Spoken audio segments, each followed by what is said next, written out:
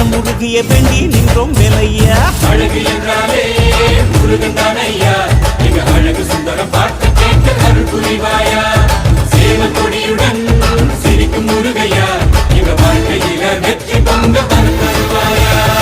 ஆறுபட வீடு கொண்ட முருகனுக்கு அரோகரா, அப்பானுக்கு பாடம் சொன்ன சுப்பனுக்கு அரோகரவும் பேர சொல்லி இந்த ஊரே வந்தோம். உன்னை தேடி வந்து எங்க உள்ளம் உருகிய வேண்டி நின்றோம் வேலையா.